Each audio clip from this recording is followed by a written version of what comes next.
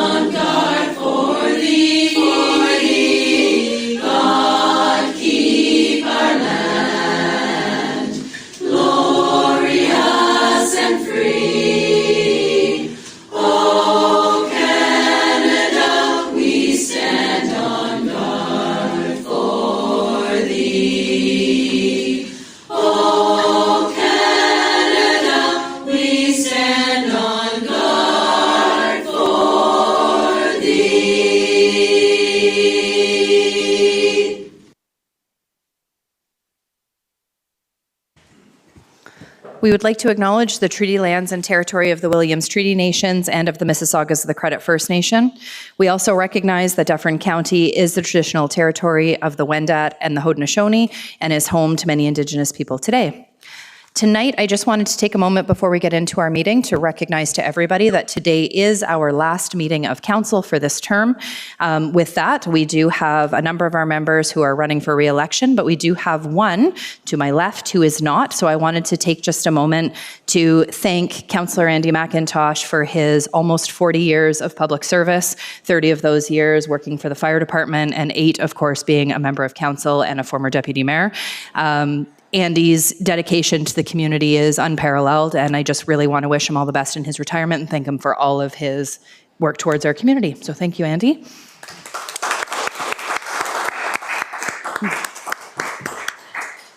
Okay, so tonight's meeting is being aired on public television and or streamed live and may be taped for later public broadcast or webcast. All members of the public are permitted to speak to statutory public meeting agenda items in accordance with the relevant act. Any delegation requests received at least 7 days in advance of the meeting will be afforded 5 minutes to speak. Any member wishing to speak at the meeting will be afforded 3 minutes to the item during the open forum portion of that item. All members of the public are welcome to submit correspondence to any item on the agenda, which will be considered public information and entered into the public record. Items received for inclusion by the Clerk's Division on or before the date of this meeting will be included on the published agenda. All information submitted or provided during the meeting or registration will be considered public information and entered into the public record. Tonight's agenda includes just one statutory matter. If you would like to speak to tonight's statutory matter, please call 1-647-374-4685 and enter meeting ID 971-8513-7426, followed by the pound sign twice, or you can attend the meeting by clicking on the registration link included on the published agenda. If you wish to be notified of the decision of any of the matters listed on the agenda, please contact the Clerk's Division with your name, phone number, mailing address, and email address referencing the specific matter by email to clerksdepartment@orangeville.ca or by calling 519-941-0440 extension 7303. All information submitted or provided during the meeting or registration will be considered public information and entered into the public record. We'll now move into the statutory matter for tonight's meeting.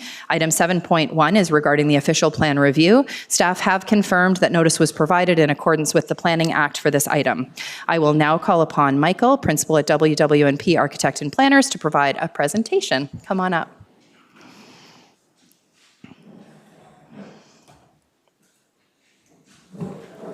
Thank you. And the floor is yours.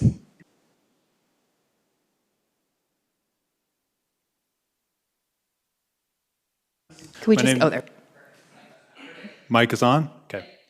My name is Michael Mathis. I'm a principal with WW+P Architects and Planners. I'm a land use planner and urban designer by training, and I'm pleased to be here to speak to you tonight and give you an update on the official plan review process that we're undertaking. This also satisfies a statutory requirement, as you're aware, under the Planning Act as part of our requirements to update the official plan. Next slide. Okay, so in terms of agenda, essentially want to provide you an update on the project and the work that we've completed to date. There's 4 phases in our project, and we're complete phase 1 and partway through phase 2. And then hold some time toward the end, of course, for discussions, questions, and answer. Welcome all comments and feedback on our process. Next slide. Okay, so why update the official plan? This may be obvious to many of you, but one of the principal reasons to update the official plan is that it's required under the Planning Act. It needs to be completed every 10 years when a municipality has newly adopted an official plan, and then every 5 years thereafter. So needless to say, Orangeville is due for an update and refresh of its official plan. The broader reason why you would want to review and update it, of course, is that things change since it's initially been adopted. So there's new realities, new challenges, and opportunities that are confronting Orangeville today. And the review and update of the official plan is an opportunity to recognize those and kind of marshal our resources as we move forward. Next slide.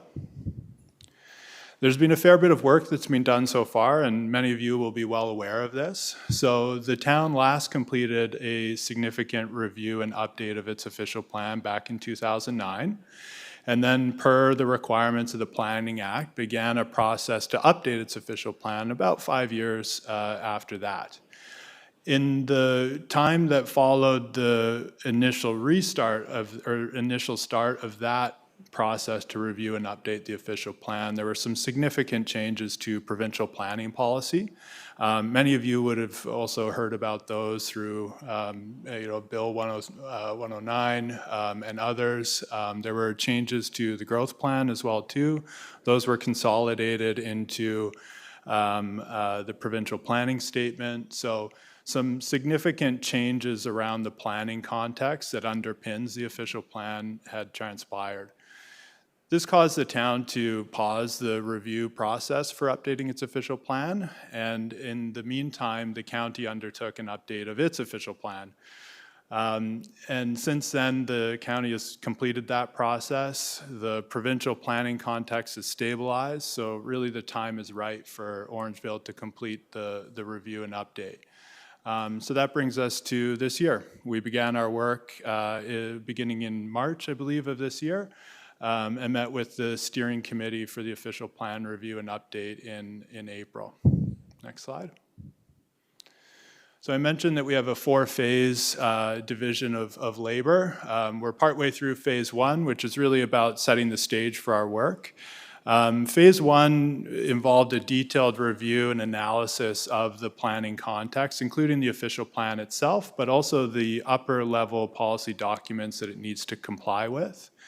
And through phase 1, which also included a fair bit of engagement and focus groups, and I know a number of you were a part of those focus groups, we collected feedback on what's working well today, where are there opportunities for improvement with the official plan, and what's the path that we want to take going forward. So that sets us up now for phase 2, which we're currently in, and the subsequent phases.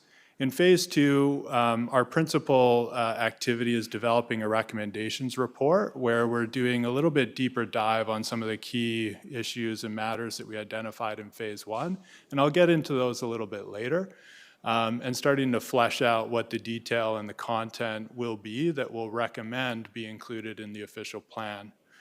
And then in phase 3 and phase 4, we draft and then finalize the official plan. Along the bottom, you'll see there's a number of opportunities for engagement in this process, today being one of those opportunities. And then I'll call your attention to a further public information center that we're going to be hosting in September, on September 22nd in the lobby just behind us as well too. That'll set us up to begin drafting the details of the official plan through the fall. And then beginning early next year in January, we'll again be going back out to our focus groups, our steering committee, and then the public as well too, to collect their feedback on the draft official plan. Next slide. So to give you a little bit more detail on the work that we've completed to date, we organized that detailed review and analysis that I mentioned into kind of 5 background papers. So they're dealing with kind of overall policy review and conformity update. Another one's dealing with residential development matters. Another one's dealing with commercial land use and retail. One's dealing with employment, so industrial lands and these types of activities. And then another one's dealing with natural heritage matters, so woodlands, wetlands, and conservation of that habitat and those resources. And again, those papers essentially set out a bit of a terms of reference and a bit of a checklist for us as we move forward in terms of things that we need to fix and improve in the official plan. Next slide. So what I'd like to do now is just give you a little bit more detail on some of these papers so that you have a bit of a sense of some of our findings. They're fairly detailed. They're available on our project website now, and I believe some of you would have been circulated on them. So this is really just a snapshot of the content within those papers, but to give you a bit of a flavor. So from a natural heritage system perspective, one of the first things that our team noticed, and we were supported in this by another consultant called North South Environmental, we noticed that the mapping between the county official plan, the conservation authorities mapping, and then the town's mapping was a little bit different, and there's some gaps between it. So the kind of truest representation of the on-the-ground reality of those natural heritage systems is the conservation authorities mapping. So the recommendation there is to follow the conservation authorities mapping. The county is actually undertaking some of this work right now, and that should dovetail well with our process. So we're anticipating using the county's updated mapping through its OPA number 5 to inform the final version of Orangeville's official plan. Some other observations on the natural heritage side include a need to adopt what's called a systems-based approach to policy. So when the official plan was originally drafted in 1987, the approach to regulating natural heritage was a little bit different. Nowadays, subject experts encourage us to follow what's called a systems-based approach. So looking at these things not in isolation, but as part of a greater whole, and then crafting policy appropriately. There's also some opportunity to just improve the clarity of policy overall with respect to natural heritage resources, and that should make it easier for staff too when they're implementing the official plan. Especially as it relates to development of new areas where often they're coming up against kind of woodlands and wetlands and needing to define what those areas are and how those should be conserved through development. So definite opportunity to kind of improve the clarity of those policies. Next slide. Okay, getting into the economic side. So in terms of employment lands, what you'll see on this slide and then also the following slide is that there's, call it kind of strong demand for industrial land or very low kind of industrial vacancy rate. And again, we were supported in this by another consultant called Parcel Economics, who's a part of the team. So the key takeaway here is that there's a lack of available adequately sized sites that have good access to the highway. So they call them lack of shovel-ready sites. There are kind of undeveloped employment lands within Orangeville's municipal boundary, but simply put, they're kind of in the wrong spot. They don't have good enough access to the highway, and they're not kind of desirable from that perspective. As you're all well aware, Orangeville doesn't have a lot of available land for development and has been undertaking a process to explore expanding its municipal boundary. One of the findings from our employment analysis is that when that happens, consideration should be brought to where employment lands should live as part of that expanded boundary. That needs to be part of the consideration and not just housing. And that backs up the work that the growth management study was finding as well too. So not kind of a new conclusion in that respect. This may sound a little bit counterintuitive, but there are I'm saying on the one hand, you don't have enough employment lands, it's in the wrong location, but some of the employment lands you do have, they're maybe not they're in the right location for employment development, so they should be redesignated for residential uses, which can help Orangeville meet another one of its needs, which is providing more land for residential development. So there's a little bit of a balancing out there that can happen.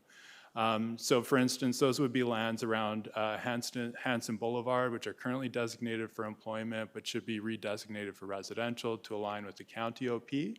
But then also in the northwest corner of the town along County Road 16, there's some employment lands there that, again, they don't have great access, so those could be redesignated for residential. Excuse me, next slide.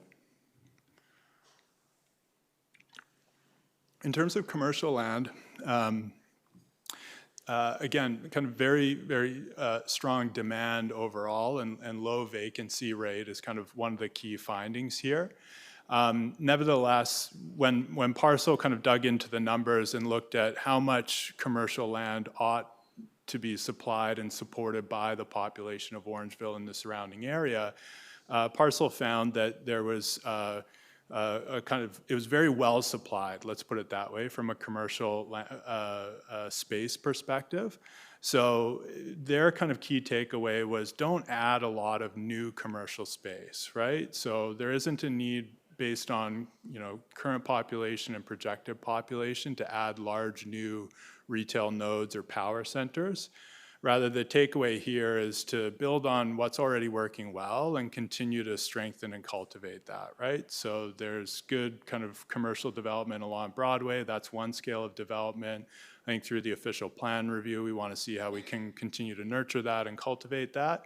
Some of the larger kind of power centers around Highway 10, perhaps over time, some of those could be redeveloped. The large surface parking lots may support other uses as well too. So there's opportunity for that. And as that occurs, the finding is let's not create a lot of new commercial area. Let's just make better use of the land that we have and diversify the uses there. Next slide. Okay, from a residential perspective, definitely, heard that there's a need for more affordable housing options and just more housing options in general within the town. This is something that came across loud and clear from a number of focus groups that we had as well with different members of the community and also council. We also observed that some of the existing policies of the official plan make it a little bit more complex for residential development. And I'm talking about grade-related residential development, like detached homes, semi-detached homes, townhouses. Some of the policies around that are maybe a little more complicated than they need to be to achieve some of the outcomes that we think the town would be looking for. So we think there's an opportunity to simplify those and make it a little bit easier to develop that form of housing while still achieving what the town is looking for.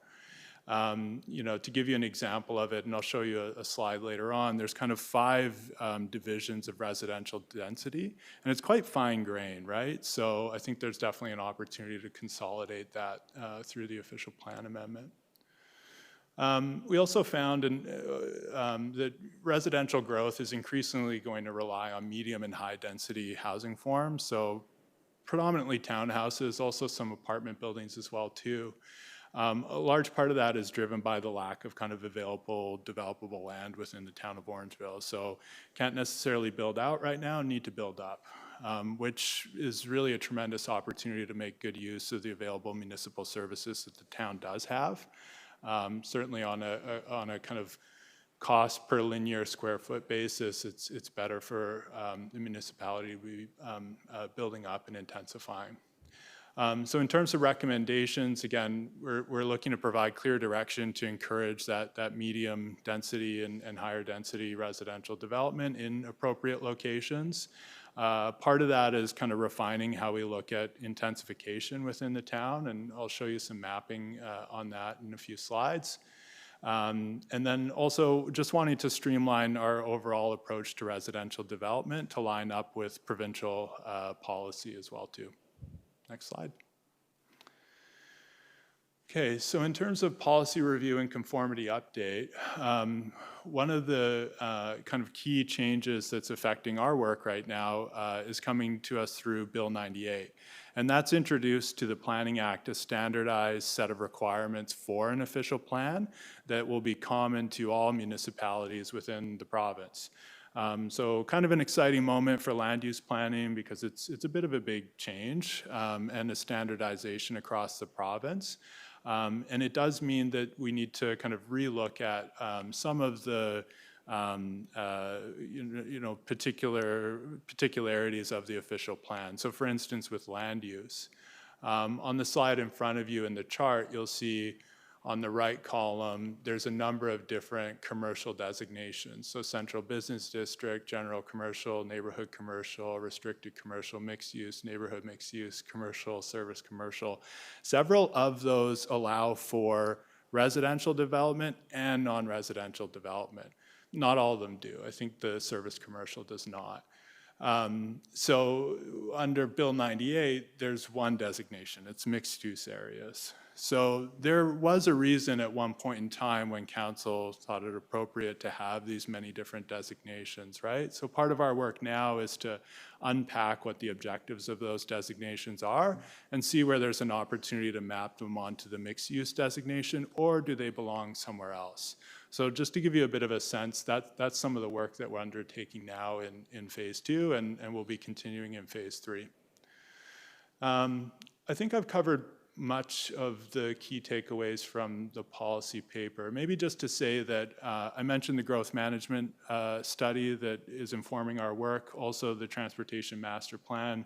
We're kind of closely following its recommendations as well too, and that'll come across in our recommendations report. Maybe the last point kind of on this slide that I'll add is that we've begun a conversation with the county in terms of our alignment with the Bill 98 structure, and they're broadly supportive of it. We brought that to the steering committee previously, and members of the steering committee acknowledged, yes, this is the way to go, so that's great. We will be meeting with MMAH later this week, I believe, again, to continue that conversation of how do we align with that structure. It's fairly new, so there's only 2 municipalities that I'm aware of in the province that have followed that structure.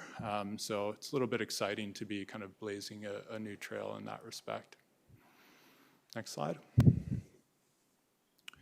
And just to show you what that structure is, so on the right, that is the table of content of the official plan under Bill 98. And we've just circled in red a couple of chapters of it, so to speak, that aren't currently within the Orangeville official plan. So just to make it clear for everyone, this isn't a radically different way of doing planning. Most official plans across the province broadly contain the same content, but Bill 98 will standardize them, and as you can expect, there's a few gaps between it and the official plan today. So that's all this slide calls out. Next slide. Okay, I'll show you a few pictures and then we can get to some Q&A. So these are really just meant to illustrate some of the themes that I was discussing earlier. And this map here overlays the county's employment lands designation in the orange hatch on top of the town's employment land designation in the purple below. And you can see that generally it lines up, but there's some areas where it doesn't. So, again, around Hanson Boulevard, it's not designated in the county's OP, it is in the town's. We need to fix that. That's not a surprise to anyone. There's the employment land, again, along County Road 16 that was recommended for removal in the land needs assessment as well as our employment land study. So we'll be looking to take that out through the OP review and update. We'll also need to coordinate that with the county since it is currently mapped in the county's official plan. So there's a technical alignment exercise that we need to do with the county, but we've already begun those conversations with them. And then just to say that there are little peculiarities with the OP, as you'd expect, can kind of accumulate over time. So for instance, we're just calling out a very small parcel that is designated as employment lands. Not sure exactly why it's that way, so we'll be digging into that, but it doesn't really make a ton of sense to designate a tiny little parcel like that as employment lands. Much of the purpose of this designation is to create separation from it and other residential uses, namely. Anyway, just a little detail that we need to address. Next slide. Again, to kind of highlight and emphasize some of the kind of fine-grained nature of some of the land use designations. So these are all of the different commercial designations that I mentioned a couple slides ago, kind of mapped out across the town and bolded. So under Bill 98, these will sift into likely one of two categories, the mixed use or the mixed use commercial. So again, part of the work that we're undertaking now is determining which one makes the most sense. The neighborhoods designation, which is the main kind of residential designation for Bill 98, it does also allow for some commercial development. So some of these very isolated kind of light blue neighborhood commercial blocks where you may have a corner store or a small business, some of those may end up in neighborhoods. But there'll be more conversation to be had about those. We're not at a point today where we're recommending that these kind of designations or changes in land use happen. That's very much kind of the work that we're embarking on now. But just to give you a bit of a sense of where we're headed. Next slide. From an intensification perspective, I mentioned there's some opportunity to kind of rationalize this. There are some just simple updates that need to be made. So I think since the last official plan review and update, there's been development. That's good. That's what we want. Some of the lands that are designated as greenfield have since been developed, so we need to update those. And those are kind of called out on the map. The OP also identifies a number of discrete parcels kind of spread across the town as intensification areas. And it's not clear kind of what determined or what went into determining those as intensification areas. Generally, it's kind of underdeveloped or undeveloped lots, which is fine. But the best practice from a planning perspective would really be to speak to a broader area or set of principles that would be where you'd want kind of intensification to occur. And typically it's where we have the best road access, the best public transit access, and the best access to public services and facilities. So in broad strokes, it's largely going to be Broadway and First Street as the major intensification areas, and then Highway 10 and some of the commercial lands around that also presenting kind of a strong case for intensification. I think overall, though, especially with the lack of developable land that Orangeville has, all areas should allow for some intensification. So we'll definitely be making that as part of the framework within the official plan and part of the dialogue going forward. Next slide. And then one last image just to kind of illustrate again, that kind of fine-grained approach to density that currently lives within the official plan. So these are sort of overlays on a residential designation, which is, low density multiple, low density residential, and so on. And this is what I was saying in terms of being very kind of particular and specific about where these uses occur. This is more like what we would want to see in kind of a zoning bylaw, for instance, where you're very specific lot by lot in terms of what gets developed. I think from an official plan perspective, it's an opportunity to take a bit of a step back and set some of the principles and be clear about those for what type of development should happen and where, and then allow the zoning bylaw to kind of do its work. So just to say that under Bill 98, we've got kind of one designation to play with, which is neighborhoods, but we don't want to gloss over, either some of the unique aspects of these neighborhoods. So how do we do that? That's what we're kind of working on right now. and welcome feedback on this. Next slide. We've had a number of conversations that have fed into today. So I mentioned a number of focus groups that we've undertaken through the spring and early into the summer. We've also been engaging with local First Nations, so Mississaugas of the Credit First Nation, Haudenosaunee Development Institute, and Saugeen Ojibwe Nation.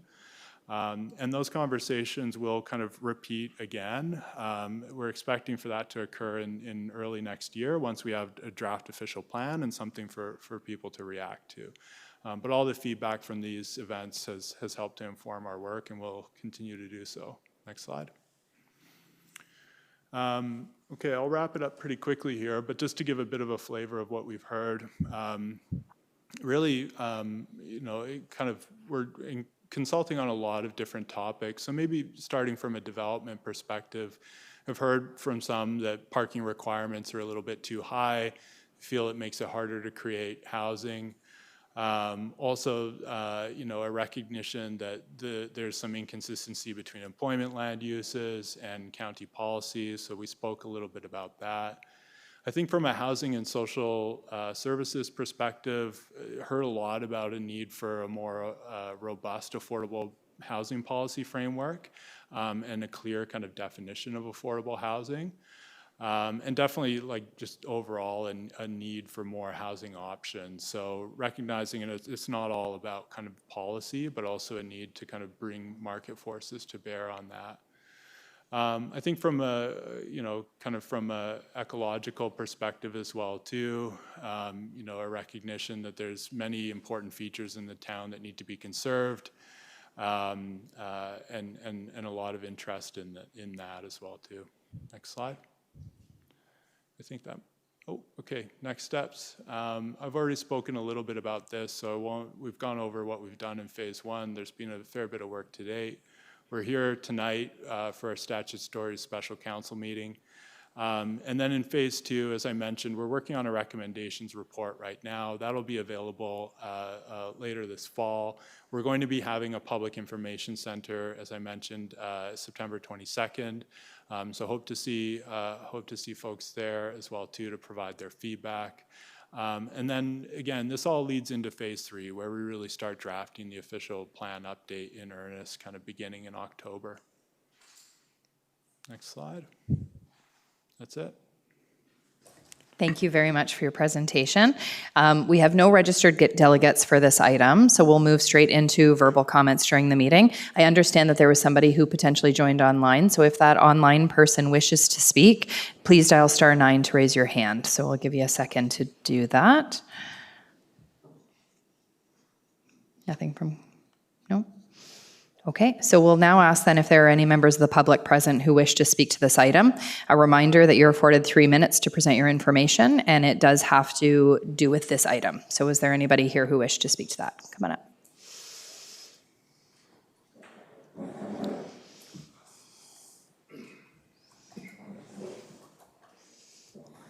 And same as always, name and address for the record, and we'll get it on for you. Oh, sorry. There you go. Matthew Smith, 38 McCarthy Street. In regards to the rezoning of the employment lands to residential in the northwest part of the town, is that considered a normal practice, a best practice, especially considering we're kind of, in my words, starved for industrial land? Should we really be removing that from the zoning and converting it to residential zoning? Thank you. Thank you. Brandon, do you want to speak to that? Yeah, sure. Thank you, Mayor Poston. Through you, it's a practice that is expected to happen through a process like this. Like we've had a consultant team not only with the growth management study, but also now with the official plan review, both come to the same conclusion regarding those lands. And yes, they're designated employment. Yes, we need employment land as part of future forecasts, but the reality is those lands are not realistic to achieve those demands, and hence, there's a lot of merit to redesignate them, and in doing so, you achieve other objectives. You provide more land for housing, which we also need to provide for. Thank you for your comments. Thank you. Was there anybody else in the gallery who wished to speak to this item? Not seeing any? Okay, so next then, I would like to acknowledge that we did not receive any written comments on this item, so we'll move straight into questions from members of council. Councillor Prendergast. Councillor Andrews, they switched It's the way seats. we've My switched apologies. the lineup here tonight. Thank you very much, Your Worship. And I guess our delegation, you have the opportunity to go back to the microphone because we're going to be asking you some questions and posing some comments as well. Thank you, Your Worship. Michael, again, truly a pleasure to have you back. We had the opportunity to engage with your firm and yourself during the June 9th focus group session, and that was really a productive opportunity for the Economic Development Committee, which I chair. And this really falls very much under economic development. We take a look at where some of this will end up leading our municipality for the next 30 years. I think it's critical for us, for each one of us who have various representation in our files this term, to align ourselves accordingly. So I do have a comment and a question or a couple of questions. I think what was really interesting was not only the amount of information that you've been able to generate so far, but the amount of work that your firm has done in collaboration with Mr. Ward and Ms. Russell and the team there. And this really is, I think, providing us a roadmap to where we eventually will be. There's also some other factors that we're having to deal with. As we know, most recently, this past weekend, we had some potential winds change within our country, and we still don't know what the effects will be 2 years out, 3 years out, or 10 years out. That will be, I guess, determined by a different level of government. Having said that, looking at the complexities we have on number one, another file of mine, affordable, attainable housing. So I'll talk to that in a second. Employment lands, where they are, and where they could be eventually if we look at other options. The third, of course, is commercial space, which you highlighted in your report up to this point, where we may have maybe too much commercial space. That's what, when I read between the lines, that's what I was hearing, an emerging theme. But at the same time, I think what we need to do is take a look at how we can best utilize what we have based on what we know today, but also prepare for what we may see coming over the horizon, be that from a patriotic perspective, which I think is going to be embraced even more so in the coming months and coming years. Moving into some things specifically in what you've highlighted so far was in fact the affordable or attainable housing. And so again, I think that really what I was trying to get from maybe you this evening is not necessarily where it aligns with the official plan. And again, Mr. Ward or Ms. Russell may be able to also provide some points of reference, but it's really a matter of taking a look at how can we attract additional investment in our community. So that's, I think, part of the question. And the other is the definition, that you even highlighted that in your presentation. What is that definition from your perspective of affordable housing? And then I have a couple other questions, Your Worship. Thank you for the comment, Councillor Andrews, and also for the question. Absolutely hear you in terms of the shifting economic realities, and I think it behooves the official plan, and as a tenet of good planning practice, flexibility is key. Of course, we can't be too flexible, so it's actually really about balance, and there's no simple answer to it. So that'll unfold, and we'll work with yourself and other members of council too, in as the time comes to kind of get that balance right. In terms of definition for affordable housing, we haven't landed on one yet. So some of that work still is to come. I think from our perspective, it makes sense to index it to income. So you want to, and then how much as a percentage of your income do you want to be spending on affordable housing is, I think CMHC uses 30% or so.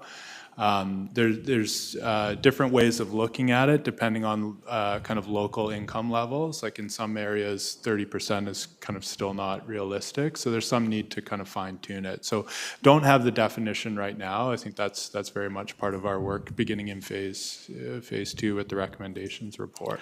I appreciate your candidness on that. And I think just to kind of zero in on that particular item, I think it is very difficult for us to define it here at a local level, yet it is the individuals, the consumer, who will determine the affordability as well.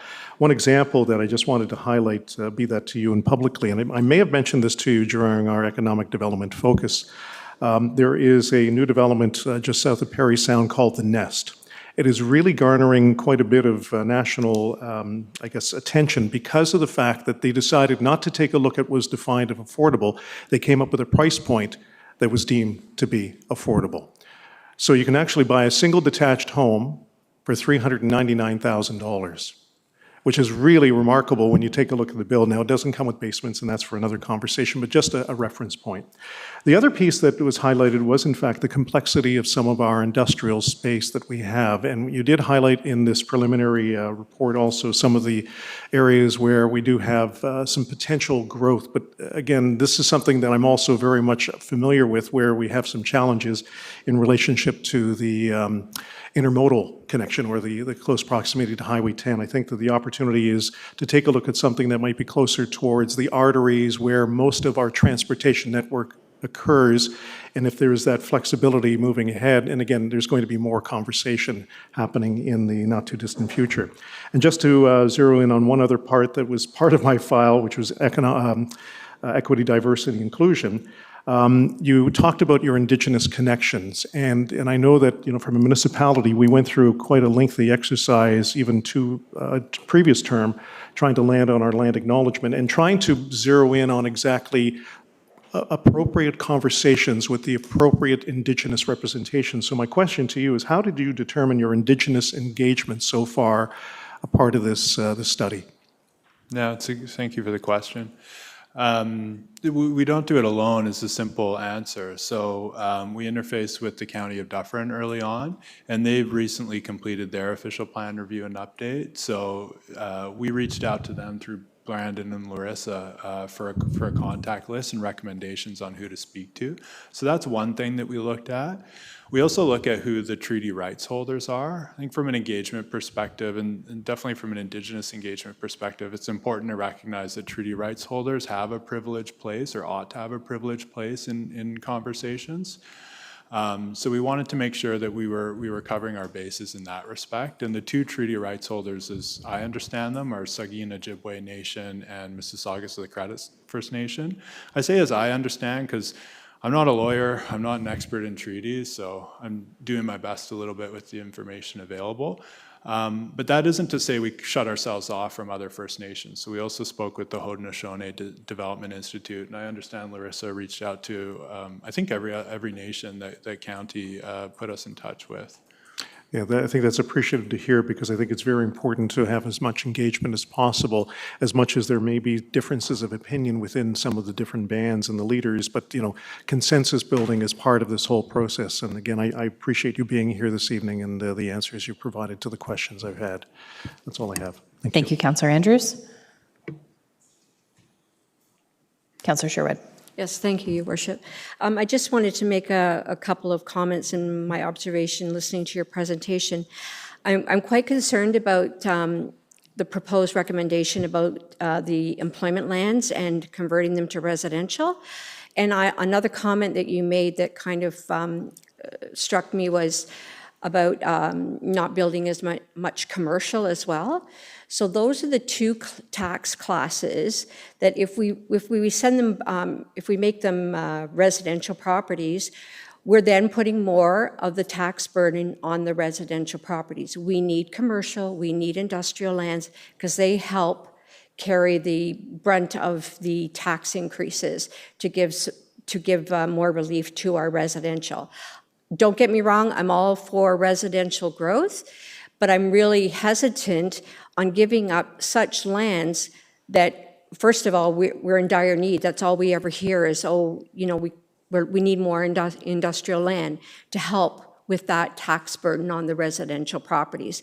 So in this recommendation, would those lands, and this may go to staff or whoever, when the recommendation comes, I guess, in the spring of 2027 for final approval, will there be a resignation, the recommendation to change the zoning on those employment lands to residential? Does that automatically happen, or is that another process that would change the zoning of the lands during a different process? And I'm not sure who wants to answer that. Mr. Ward, do you want to take it? Yeah, sure. Through you, Mayor Post, I can attempt to answer that. So through this process, they could be redesignated. There's also a county approval involved. At the end of the day, this amendment or this new official plan does go to the county for approval. We started those conversations with them at this stage about what that means in terms of redesignating that area from employment to non-employment uses. And I think we know and appreciate that we need employment land for long-term growth. That's something we've talked about for as long as I've been here and even prior to that. But I think the reality we're looking at is we need not just employment land, we need the right employment land. And I think those lands in that area are showing over time that they're not right for that use. So it makes sense to consider redesignating them elsewhere. With that said, I think it's going to put pressure on how do we find more land to accommodate employment that we need for the long-term growth. Yep. So respectfully, Mr. Ward, I disagree only because I feel that we need to protect the little bit of employment land that we have. Hopefully something could come along that would be a good fit within the neighborhood. Again, all I keep thinking is we have such a high ratio of the residentials paying and supporting the tax bill.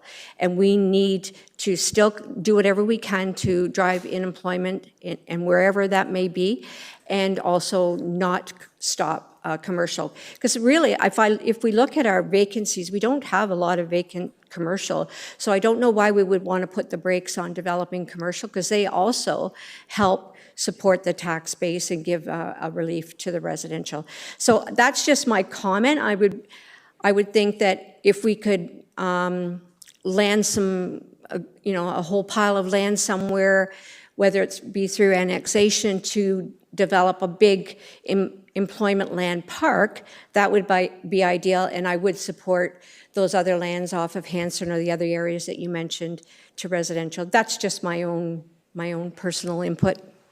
Mr. Ward, do you have anything that you wanted to add there?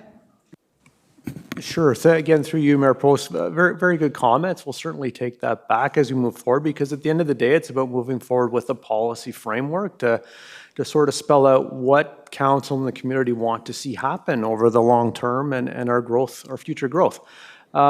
Quite frankly, we found the recommendations very interesting on the commercial land needs. Just anecdotally from our observation, we know that commercial uses are in high demand. We saw some of the findings in the report that vacancy is low, demand is high. But what's intriguing is a lot of that demand comes from outside visitors.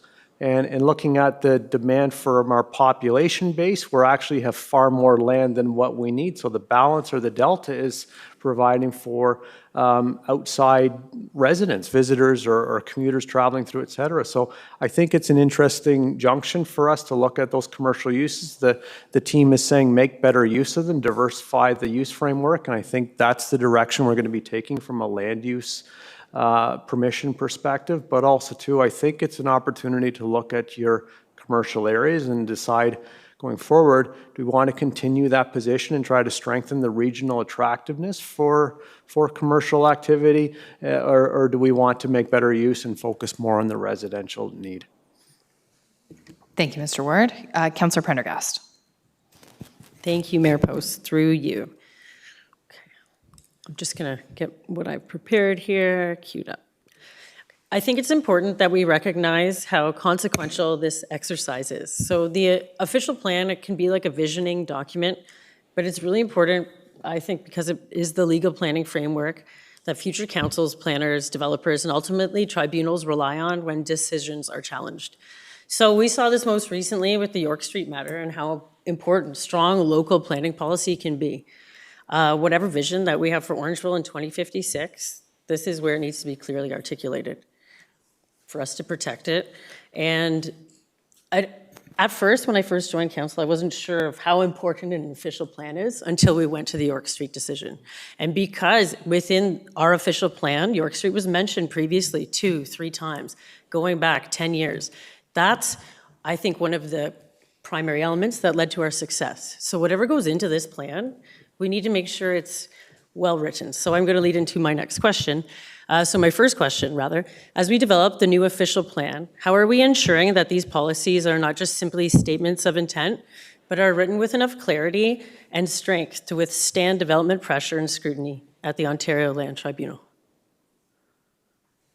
Maybe that's just like a hypothetical, like I just want us to think about that, okay? I'll go over with the next one. Secondly, there will inevitably be times when priorities do compete, looking forward 10, 20 years. Intensification, heritage, employment lands, natural heritage, infrastructure capacity, groundwater protection. So when those priorities do come into conflict, what will the official plan tell the future council or the OLT? What does Orangeville consider fundamental to protect, and what are we willing to compromise? So those are maybe some things worth thinking about. And then lastly, of concern to me, is the Orangeville wetland complex that was designated for development. It was in the image at Highway 10, just south of Island Lake. Okay, sorry. Did you consult the Credit Valley Conservation Authority when developing this plan? Yeah, go ahead, Michael. Okay, no, that's a good question and important to clarify.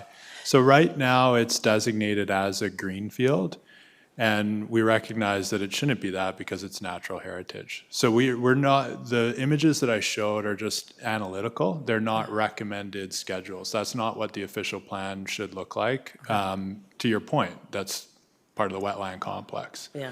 So just to be clear about that, yeah, absolutely. So I think that's an issue that we can rectify through the official plan review is kind of what you're flagging. And just to further strengthen that, recently a study came out that in urban areas, wetlands mitigate flood risk by up to 38%. Would it be possible solidifying that wetland as part of natural essential infrastructure, not letting it be developed on further? Orangeville exists on a flood plain, and this is part of our resilience and municipal climate adaptation. So this is our chance to make sure that area, which is known for flooding, doesn't get paved over in the future. Oh, and one more question. I'm so Sure, sorry. go ahead. No. Without inclusionary zoning being allowed, we won't actually satisfy the needs of people that live in Orangeville if we redesignate that employment land residential. The people that live in Orangeville right now are downsizing seniors and people that are starting out. Are there any types of zoning that we could use to maybe just keep it for senior use? Go ahead, Michael. Oh, Sorry. Are there any types of zoning categories that are just explicitly for seniors? That's my question. Yeah, it's a good question. So in terms of creating spaces for seniors and folks who are downsizing, one of the things that we would recommend is again really leaning into the apartment and multifamily typology.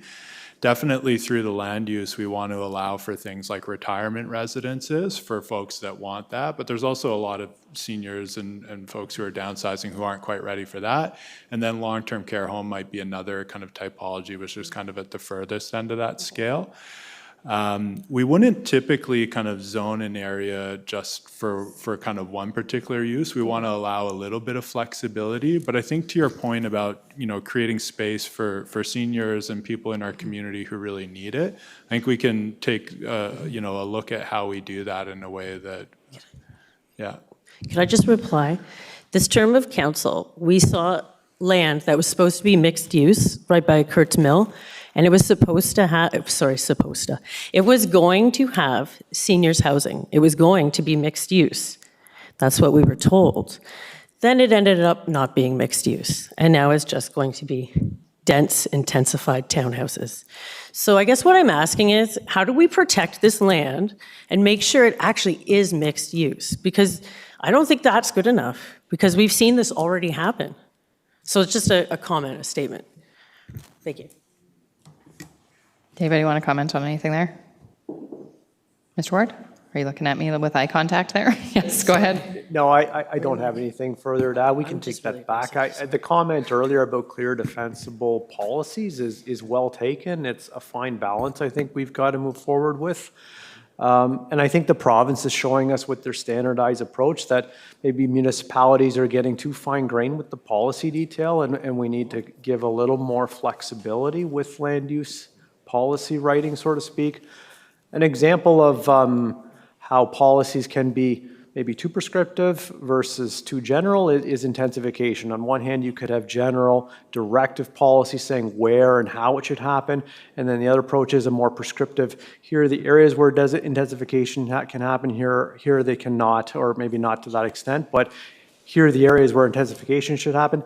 I think that can be misleading because it gives an impression that these are the only areas where intensification makes sense, but there may be other areas where, it meets the objectives, but they're just not shown as such on a map. So that's an example where policies get maybe too fine-grained versus the more generalistic approach. So long story short is we've got to take this all back and give you something ultimately, and the community something that they're going to feel is reliable and defensible and very clear. Thank you, Mr. Ward. Can I just make Councillor one Prendergast, yeah. final thing? Growth is inevitable, and the purpose of the plan is just simply not to accommodate the growth, but to decide on what kind of community we want in the future. And thank you for all the hard work you've done so far on this, and I look forward to seeing what comes out of it. Thank you. Deputy Mayor Taylor. Oh, I thought you forgot me. Thank you, Your Worship. I'd like to make a couple of comments, and then I do have a few questions. So to me, this just drives home, the entire presentation drives home the need to expand our borders. Long term, that's the only thing that's going to sustain us and ensure that we're a vibrant community going forward, and I'm absolutely convinced of that. The second piece would be the land in the north, which is essentially the Veterans Way area where it's employment lands. I do agree that it's sad to give up those lands in terms of employment, but the reality is they don't connect. They're off on their own. So I don't see the purpose in it. I don't know why we would have that up there. I think it would be best if it moved to residential. The 2020 hindsight piece is we missed an opportunity years ago, and that was when Alder Arena was built. We should not have allowed the arena to be built where it was. That was employment lands. And if we had made that decision as a town, we would have not this problem. So those are my comments. My questions would be to you, Mr. Ward. There is a push to have new buildings built in our town, 6, 8-story buildings. And there is conversation about having commercial underneath these buildings. And I have been concerned as we go along, and conversations that I've had with entrepreneurs have said, we're over slotted on our commercial pieces, and that maybe forcing these buildings to have commercial under the buildings isn't the wisest thing. So I'd love to understand your commentary on that. And then the second piece is, it's interesting that disconnects happen. But to see those strange occurrences of the county plan versus the town plan, I always wonder, how does that happen? And then B, what do we do moving forward to make sure that it's looked after? And I just love to hear your thoughts on those two items. Okay, Mr. Ward. Sure, thank you, Mayor Poston, through you. So I think two questions. First one was around mandating ground level commercial. I think one of the findings of this exercise is showing that we don't need more commercial land, and also our Broadway study, our Broadway corridor study, sort of came to the same conclusions in that, tread cautiously with mandating ground level commercial. So that's something we're going to look to as part of writing policies, is not necessarily mandating it at grade, but maybe focusing it in key intersection nodes, et cetera, but letting sort of the market dictate elsewhere along those corridors, whether it's at-grade residential or at-grade commercial with residential above.